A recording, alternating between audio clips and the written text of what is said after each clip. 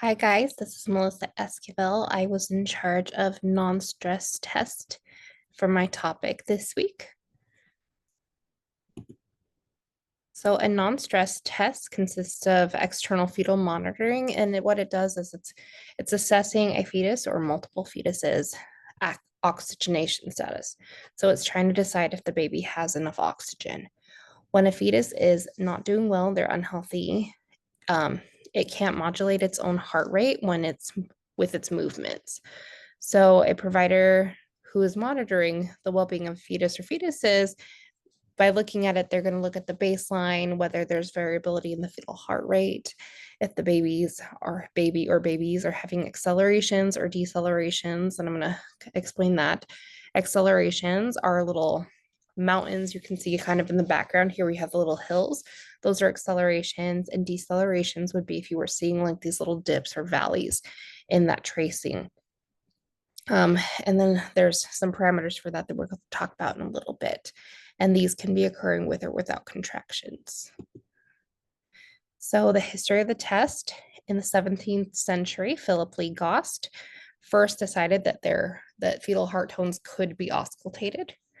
In the mid 19th century, Killian determined that abnormalities in the fetal heart tone, like tachycardia, especially tachycardia or bradycardia back then, was indicative of a need for forceps delivery to hasten. 1950 to 1960, they started to understand a little bit more about the significance of interval changes in fetal heart rate. And that is also when there was the initiation of continuous fetal electrocardiogram monitoring by Hahn. Hahn also determined that there were different types of drops in heart rate or decelerations. A variable deceleration he decided was consistent with cord compression, umbilical cord compression, and late decelerations he decided were correlated with uteroplacental insufficiency. So not enough blood flow through the placenta to baby. Caldeiro and Barrio and coworkers went on to define in 1963 the short and long-term variability. And in 1966, Hamacher determined that the significance of that short-term and long-term variability.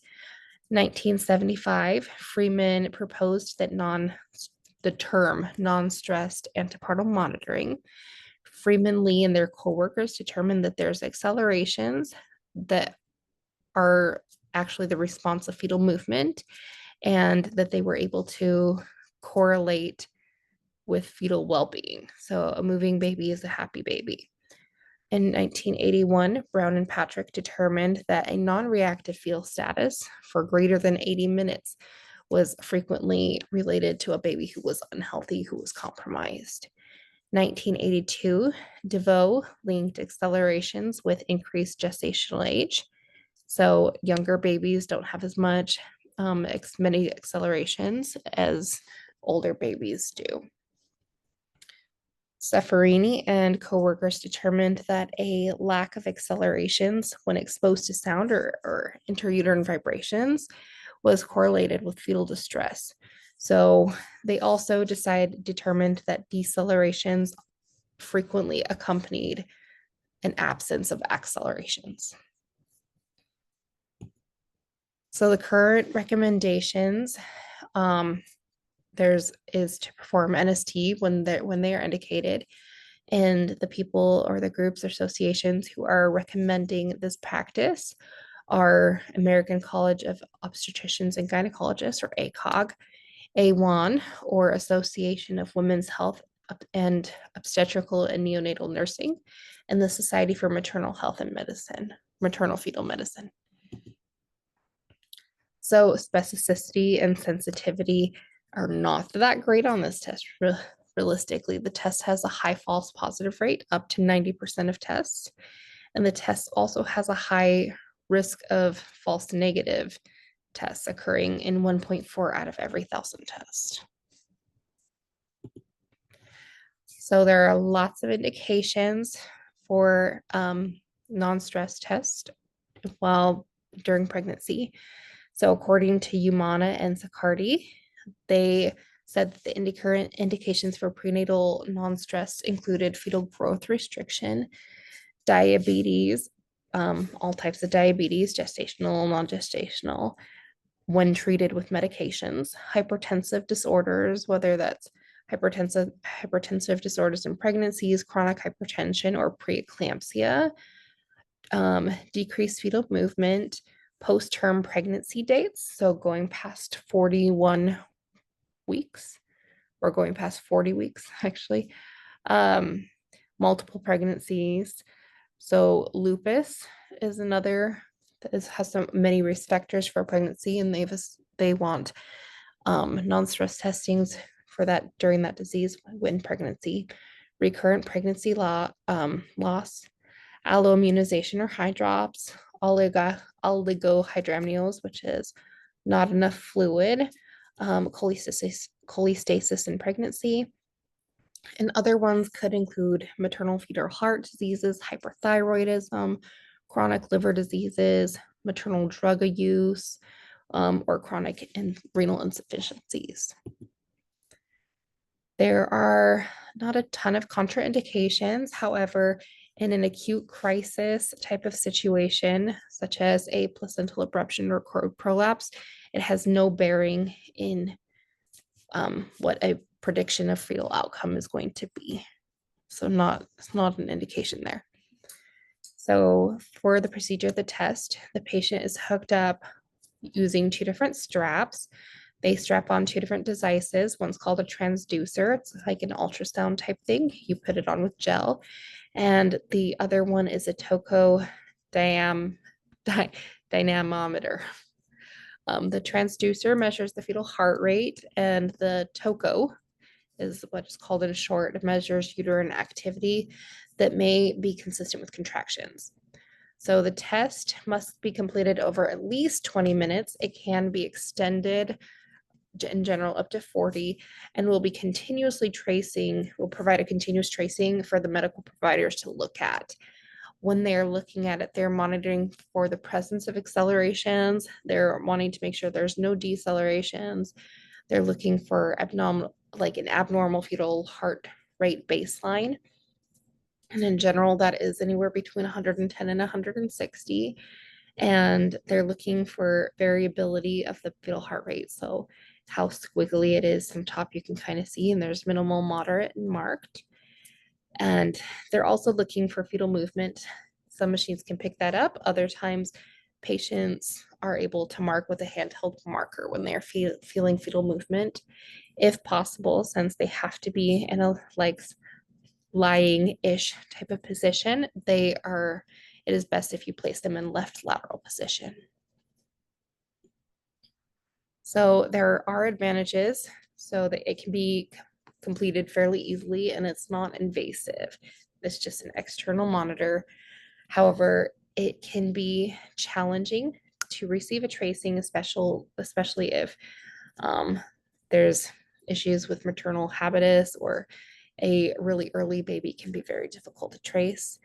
And 50% of non-stress tests that are not reactive are not reactive in fetuses with gestational age, and that just means that they are not having those accelerations. So interpretation, we talked about it a little bit already, but you're going to first determine what your baby's fetal heart rate is. We're expecting that to be somewhere between 110 and 160. You're also going to be looking at the variability, or how squiggly it is throughout, and that is considered absent, where it's like not there at all. Minimal's obviously just a little bit. Moderate is what we ideally want, and marked is like really jaggedy. They're determining if there's accelerations, and we want a minimum of 2 for reactive NST. And now these little mountains, or accelerations, I call them little mountains, depend on the gestational age of the baby. So in a fetus less than 32 weeks, they only need to have a 10-second or an acceleration that goes up by 10 beats from baseline and lasts for 10 seconds. A baby that is older or equal to 32 weeks requires a 15 beat per minute increase lasting 15 seconds. They're also going to be looking to determine if there's any uterine activity, and this is consistent with contractions. And they're also looking to see if they're having the decelerations or the drops in fetal heart rate. There are 3 different types. An early deceleration is indicative of head compression, and this is not really an indication of negative health. This is something that you actually see often in labor. And what you're looking at it's going to completely mirror a contraction, start at the same time, and at the same time, peak at the same time. A variable deceleration is going to have a really sharp drop and a return back up, but it's going to be lasting 15 seconds. And we see that you're thinking that there's been some sort of interruption of blood flow to the baby, and that's usually a cord compression. And late decelerations are a gradual decrease that look very similar to a early deceleration, but instead of mirroring the contraction, it actually starts after the contraction. So like more like towards the peak is when it's starting to drop. And that's just because babies are not getting enough blood flow from the placenta, so their oxygenation has gone down. Throughout this process, these women are having probably several of these. So explaining what you're looking for, what its purpose is, why you're doing it, and also explaining what each of the segments are. What is the heart rate? What are we expecting? Why are we looking for the variability in the accels and decels? And what are those little hills on the bottom looking like? Those are contractions, and kind of just explaining all those little pieces to them. And these are my references. I hope you guys enjoyed.